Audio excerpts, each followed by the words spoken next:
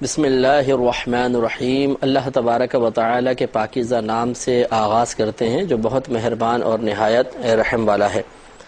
اللہ تعالیٰ کا بڑا فضل و کرم ہے کہ اس نے ہمیں بخاری شریف کے درس کی توفیق عطا فرمائی، اور آپ کے لیے بھی بہت بڑی سعادت کی بات ہے کہ وہ عظیم ترین کتاب کے جس کے بارے میں بسا اوقات ہم صرف سنتے ہیں یا سنا کرتے تھے، نہ اس کو کبھی دیکھا تھا، نہ اس کو چھوا تھا، نہ اس کی احادیث پر ہمیں اطلاع حاصل تھی، ایسے سینکڑوں بلکہ ہزاروں بلکہ لاکھوں مسلمان ہیں کہ جنہوں نے سیاہ ستہ کو دیکھا بھی نہیں ہے، چھوا نہیں ہے، کبھی پڑھا نہیں ہے، لیکن اللہ تبارک و تعالی نے ہمیں زندگی میں اس کا موقع عطا فرما دیا کہ ہم گھر بیٹھے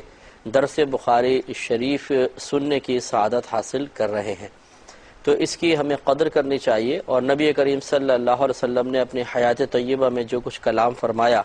جس کو بخاری میں جمع کر دیا گیا، یقیناً یہ کل تو نہیں ہے،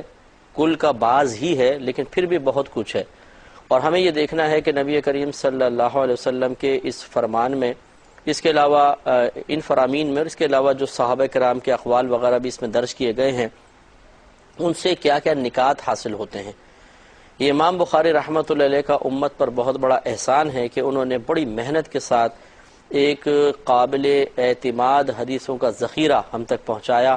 جس کو ہم بڑے اعتماد کے ساتھ پڑھتے ہیں، اور ان حدیثوں کی صحت پر اعتماد کرتے ہوئے اس سے مسائل کا استنباط کرتے ہیں۔ الحمدللہ ہماری 42 حدیثیں ہو چکی تھیں، اور 43 نمبر حدیث پر کلام چلے گا۔ حضرت عمر بن خطاب رضی اللہ تعالی عنہ اس کے راوی ہیں۔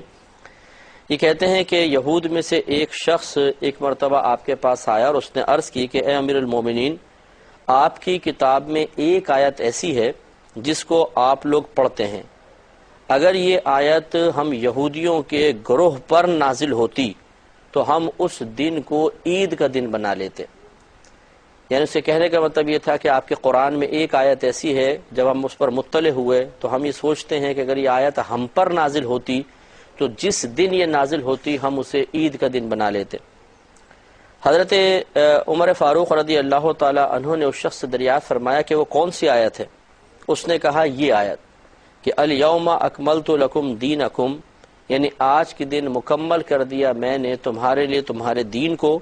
وَأَتْمَمْتُ عَلَيْكُمْ نِعْمَتِي، اور مکمل کر دی میں نے تم پر اپنی نعمت،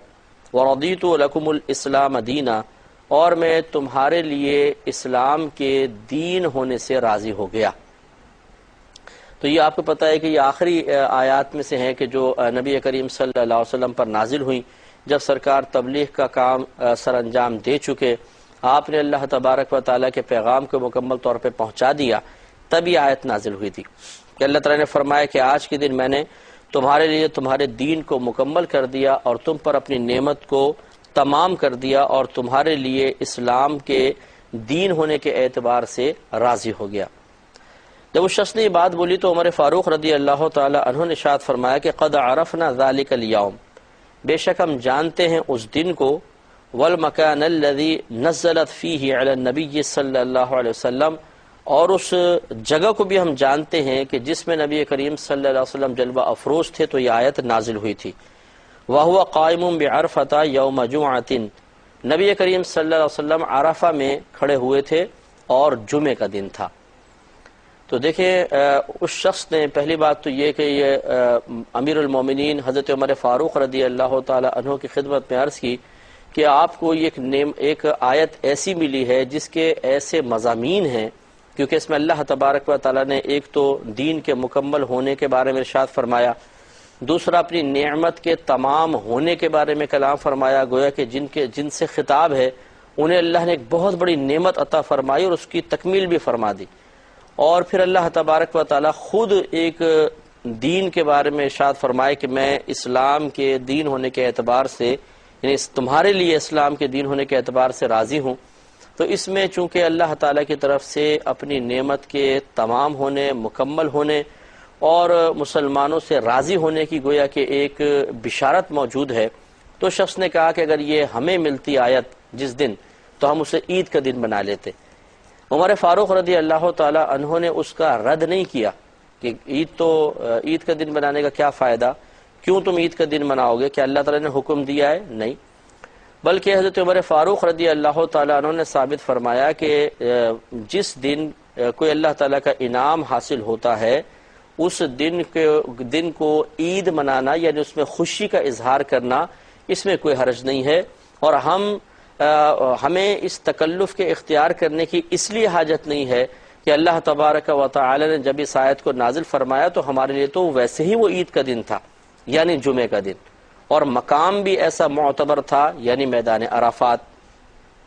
تو گویا کہ اس حدیث سے یہ ضرور ایک بات معلوم ہوئی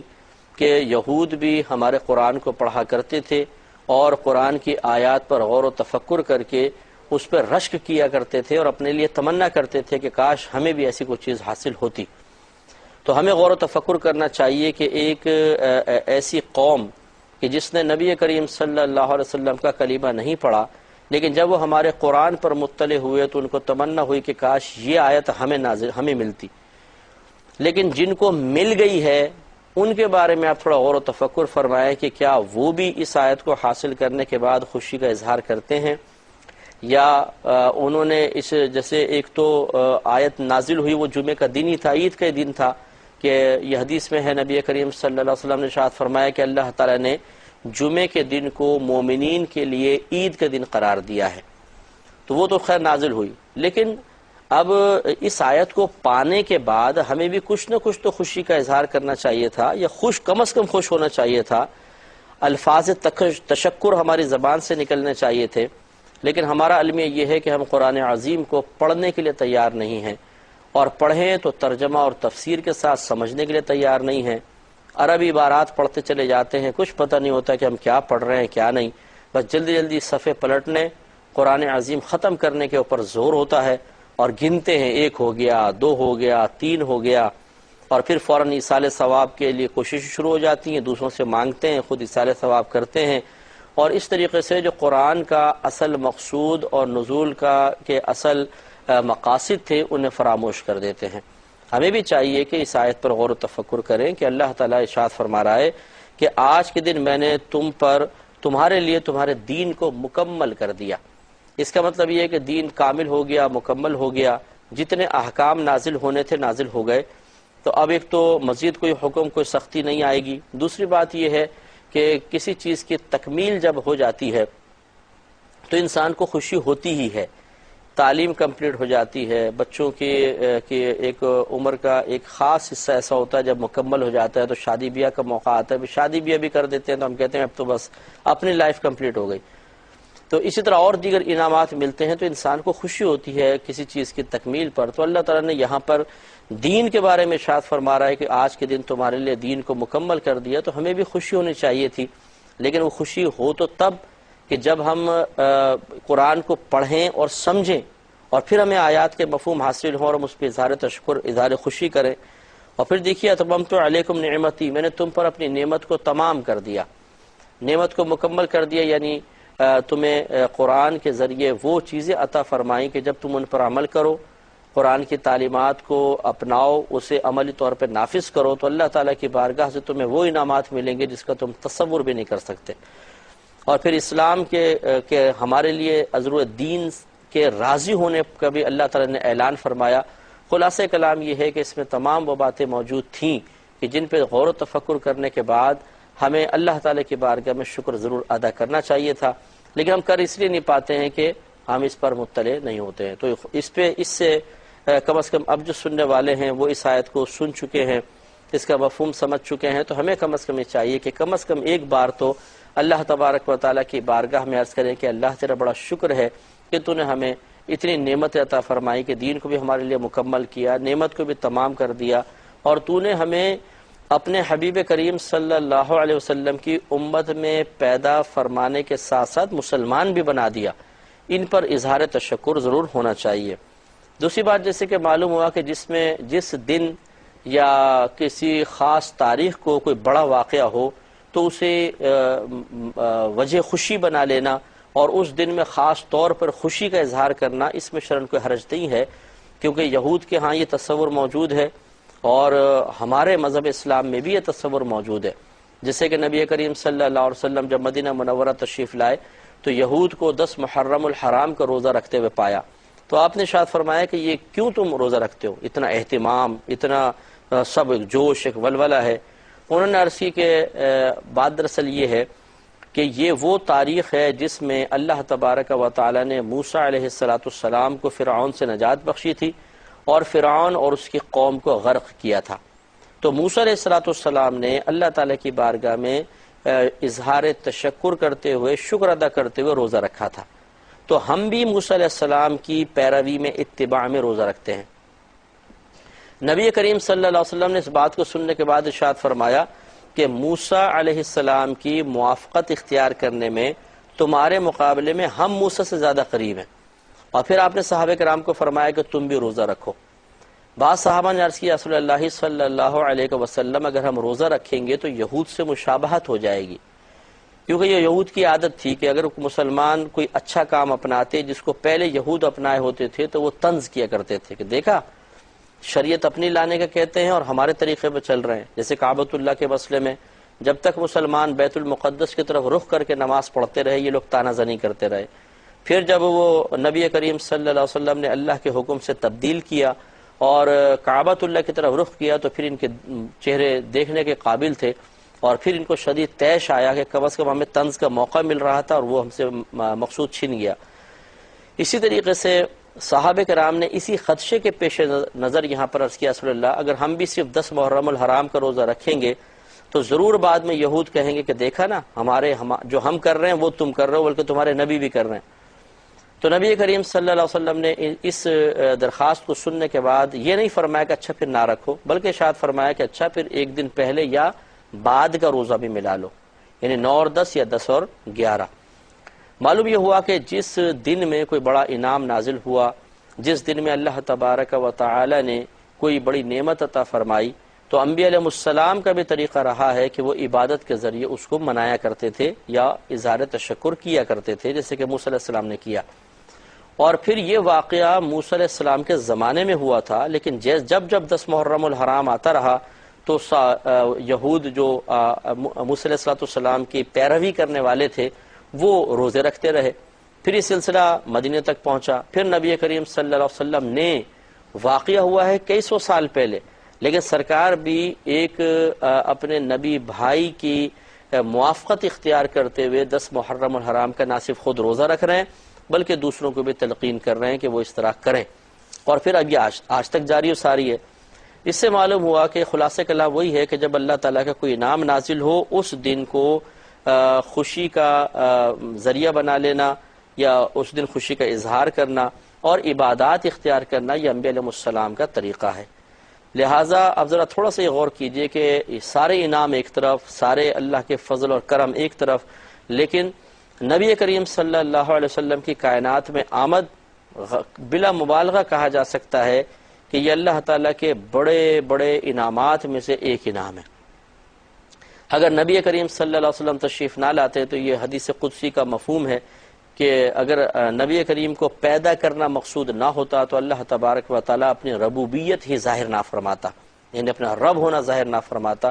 تو سرکار کائنات میں تشریف لائے تو ساری نعمتیں ہم کو حاصل ہوئیں، حتیٰ کہ ہم نے اللہ تعالیٰ کو پایا، قرآن کو پایا، مذہب اسلام کو پایا، یہ سب نبی کریم صلی اللہ علیہ وسلم کا صدقہ ہے۔ تو جس دن یہ عظیم ہستی تشریف لا رہی ہے اس دن کو پھر عید کا دن کیوں نہ منایا جائے اور اس دن اظہار تشکر اور اظہار خوشی کیوں نہ کیا جائے کہ موسیٰ علیہ السلام جب فرعون سے نجات پا رہے ہیں تو اس دن آپ روزہ رکھ رہے ہیں، اور جس دن نبی کریم صلی اللہ علیہ وسلم تشریف لا رہے ہیں جو یقینی سی بات ہے کہ فرعون کی قوم سے یا فرعون سے نجات سے بڑا انعام ہے، تو کیوں نہ اس دن میں پھر عبادات کا اہتمام کیا جائے۔ اور اسی طرح جب یہود یہ کہہ رہے ہیں کہ جس دن یہ آیت نازل ہوئی اگر ہم پر نازل ہوتی تو ہم اس کو عید کا دن منا لیتے، یعنی خوشی کا اظہار کرتے، عمر فاروق رضی اللہ تعالیٰ عنہ نے ان کے اس قول کا رد نہیں فرمایا کہ نہیں ایسا کیسے کرو گے، عید تو جو اللہ تعالیٰ جس کو عید کہے وہ عید ہے، تم کیوں اس طرح خوشی مناؤ گے، نہیں، بلکہ آپ نے فرمایا کہ ہاں بالکل ٹھیک کہہ رہے ہو، لیکن ہم اس لیے باقاعدہ اہتمام نہیں کرتے ہیں کہ جس دن یہ آیت نازل ہوئی اس دن ہمارے لیے عید کا ہی دن تھا، یعنی جمعہ کا روز تھا۔ تو خلاصہ کلام یہ ہے کہ نبی کریم صلی اللہ علیہ وسلم کی ولادت باسعادت کے موقع پر اگر کوئی شخص اظہار خوشی کرتا ہے اور عبادات کو اختیار کرتا ہے تو اس میں کوئی حرج نہیں ہے، بلکہ یہ قرآن و حدیث کی تعلیمات سے اور صحابہ کرام کے عمل اور ان کی سوچ اور فکر کے نتیجے کے طور پر ثابت ہے۔ اب دوسری حدیث سے دیکھتے ہیں، الزکوٰۃ، باب قائم کیا ہے الزکوٰۃ من الاسلام، حدیث نمبر 44 ہے، اور اس میں حضرت امام بخاری رحمۃ اللہ علیہ حضرت طلحہ بن عبید اللہ رضی اللہ تعالی عنہ سے ایک حدیث پاک نقل کرتے ہیں۔ یہ کہتے ہیں کہ حضرت سہیل بن مالک اپنے والد سے روایت کرتے ہیں، انہوں نے کہا کہ میں نے یہ سنا، حضرت طلحہ بن عبید اللہ کہہ رہے تھے کہ ایک شخص نبی کریم صلی اللہ علیہ وسلم کی خدمت میں حاضر ہوا، وہ اہل نجد میں سے تھا اور اس کے بال بکھرے ہوئے تھے، یعنی جو آج کل ریاض جس کا نام ہے، پہلے نجد نام تھا، وہ وہاں سے آیا تھا اور اس کے بکھرے ہوئے بال تھے۔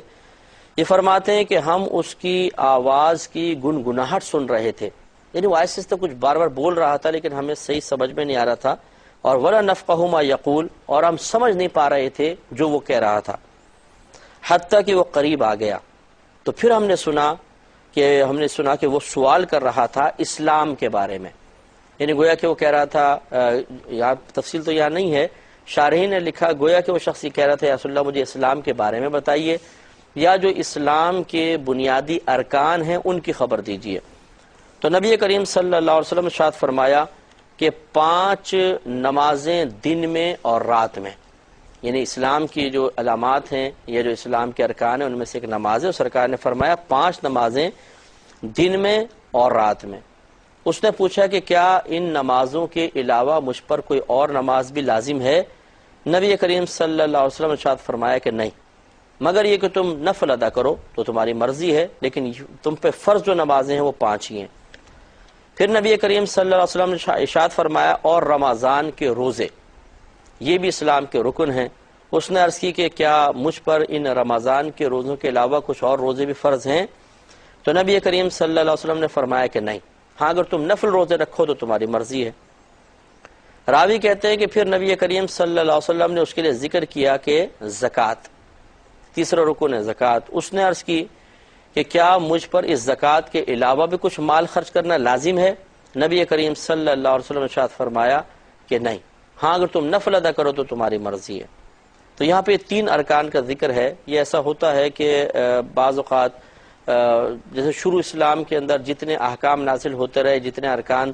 ظاہر کر دیے گئے تھے، بعض اوقات سرکار صرف ان کے بارے میں ارشاد فرماتے تھے، جیسے اور بہت شروع اسلام میں چلے جائیں کہ نبی کریم صلی اللہ علیہ وسلم نے اس وقت فقط اتنا فرمایا کہ جس نے لا الہ الا اللہ کہہ لیا وہ جنت میں جائے گا، کیونکہ اس وقت معیار یہی تھا کہ کم از کم کلمہ انسان پڑھ لے۔ پھر جیسے جیسے بتدریج احکام نازل ہوتے رہے، نبی کریم صلی اللہ علیہ وسلم نے اضافہ فرمایا اور بہت سی چیزیں ہم پر لازم فرمائی۔